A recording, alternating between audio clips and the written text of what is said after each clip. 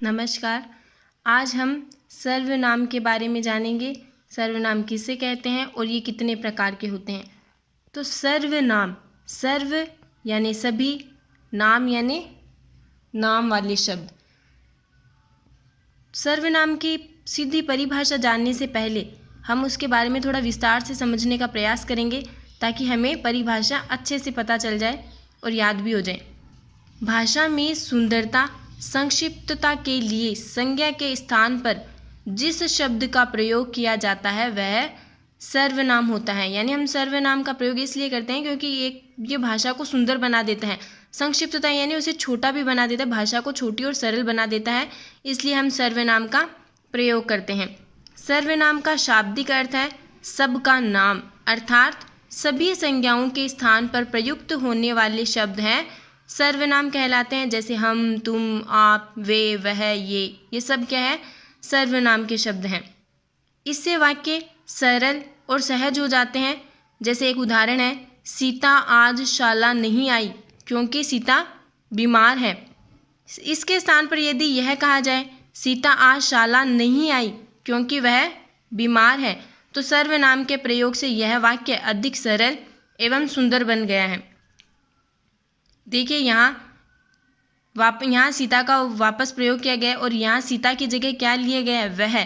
तो ये शब्द भी छोटा हो गया और इस वाक्य को और ज़्यादा सुंदर बना रहा है। अब हम इसकी परिभाषा पढ़ेंगे। परिभाषा: संज्ञा के स्थान पर प्रयुक्त होने वाले शब्द सर्वनाम कहलाते हैं। जैसे मैं और हम। मैं और हम दिया गया है जो बात करने वाला अपने लिए प्रयोग करता है। फिर आगे दिया गया है तुम। तुम का प्रयोग हम सुनने वाले के लिए करते हैं। फिर है आप, वे, वह। इनका प्रयोग जिसके बारे में बात किया जाता है उनके लिए भी किया जाता है और निश्चितता प्रकट करने के लिए भी इन शब्दों का प्रयोग हम करते हैं। आगे है किसका, कौन, कहाँ, किसे, किधर इत्यादि शब्दों का प्रयोग है वो हम प्रश्न पूछने के लिए करते हैं। फिर आगे है स्वयं, आप, खुद इत्यादि शब्दों का प्रयोग वक्ता है वो अपने लिए करता है, यानी खुद के लिए करता है। तो इन शब्दों के आधार पर हमने देखा है कि भिन्न भिन्न तरह के सर्वनाम शब्द दिए हैं, तो भिन्न भिन्न अर्थों में प्रयोग भी किए जाते हैं। तो इनके आधार पर हम जानेंगे कि सर्वनाम है वो कितने प्रकार के होते हैं। सर्वनाम है मुख्यतः 6 प्रकार के होते हैं: पुरुषवाचक, निश्चयवाचक, अनिश्चयवाचक, संबंधवाचक, प्रश्नवाचक और निजवाचक। इस तरह से सर्वनाम के 6 प्रकार हैं। सबसे पहले पढ़ेंगे पुरुषवाचक सर्वनाम। पुरुषवाचक में वक्ता है वो अपने लिए करता है, अपने लिए बोलने के लिए करता है। जैसे मैं और हम अपने लिए करता है, तो इन्हें भी इसीलिए 3 आधारों में बांटा गया: उत्तम पुरुष, मध्यम पुरुष, अन्य पुरुष। मैं और हम जो अपने लिए करते हैं वो उत्तम पुरुष होते हैं। तुम और आप छोटे के लिए प्रयोग करते हैं, अन्य पुरुष होते हैं वह और वे। अब पढ़ेंगे जैसे नीचे भी है, जो, सो, उसका, कौन, किससे, स्वयं, स्वतः। आगे पढ़ेंगे निश्चयवाचक सर्वनाम।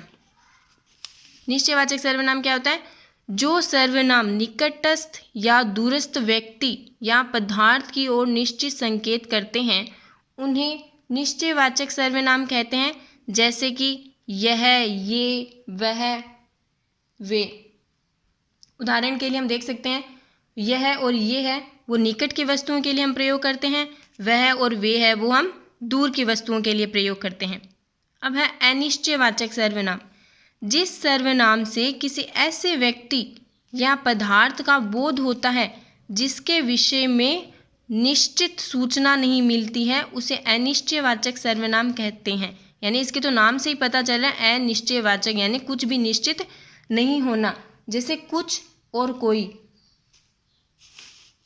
जैसे उदाहरण के लिए कोई उसे बुला रहा है, यानी कोई बुला रहा है, हमें नहीं पता है कि कौन बुला रहा है, उसे कुछ काम करना है, ये भी नहीं पता कि उसे क्या काम करना है, कुछ काम करना है बस, यानी निश्चित नहीं बता रहा है कि उसे करना क्या है। तो ये अनिश्चयवाचक सर्वनाम होते हैं। अब है संबंधवाचक सर्वनाम। संबंधवाचक वे सर्वनाम होते हैं जो वाक्य में प्रयुक्त होकर दूसरे शब्दों से संबंध जोड़ते हैं, वे संबंधवाचक सर्वनाम कहलाते हैं। जैसे उदाहरण हम देखेंगे, जैसे कि जो, जिसे, जिसका, जिसको।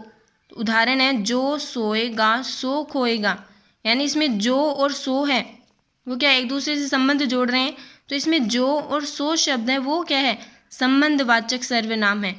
जैसी करनी वैसी भरनी, जैसी और वैसी आपस में एक दूसरे को जोड़ रहे हैं, जैसी और वैसी है वो क्या है, इसमें सर्वनाम शब्द हैं। आगे पढ़ेंगे प्रश्नवाचक सर्वनाम। इसका भी पता चल रहा है, जिस सर्वनाम का प्रयोग हम प्रश्न पूछने के लिए करते हैं उसे प्रश्नवाचक सर्वनाम कहते हैं। जैसे कि क्या, किससे, कौन। उदाहरण के लिए वहाँ दरवाजे पर कौन खड़ा है, यानी हमें पता नहीं है कि कौन खड़ा है वहाँ दरवाजे पर। कल तुम किससे बात कर रहे थे, अब तुम्हें क्या चाहिए, तो ये क्या है, प्रश्नवाचक सर्वनाम कहलाते हैं। अंतिम हमारा सर्वनाम है निजवाचक सर्वनाम। ऐसे सर्वनाम जिनका प्रयोग वक्ता अपने लिए करते हैं निजवाचक सर्वनाम कहते हैं। जैसे कि आप, अपना, स्वयं, खुद, जिसे वह अपने लिए एक प्रयोग करते हैं वो निजवाचक सर्वनाम कहलाते हैं। तो आज हमने सर्वनाम के बारे में सीखा, उसकी परिभाषा सीखी है, उसका अर्थ सीखा है और उसके प्रकार सीखे हैं, उनकी परिभाषा भी हमने अच्छे से सीखी है। धन्यवाद।